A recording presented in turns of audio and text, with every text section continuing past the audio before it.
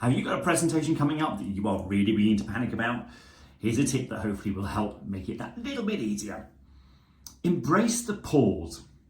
A pause is your friend when you're presenting. A pause makes you look really confident because I've got all the time in the world. I'm not nervous. I can take my time and, well, let you know when I'm ready, quite frankly. But beyond that, a pause gives your brain a moment just to think, where am I going next? What am I going to say next? And perhaps more importantly, it gives your audience's brains a chance to process what you have just told them. So they're more likely to remember it and hopefully act on it. Whereas if you just deliver a great long stream of consciousness with no full stops, one huge long sentence, an audience gets confused and thinks, where are we going next? So pause more.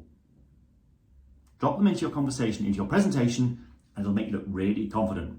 Hope that helps. Good luck with it.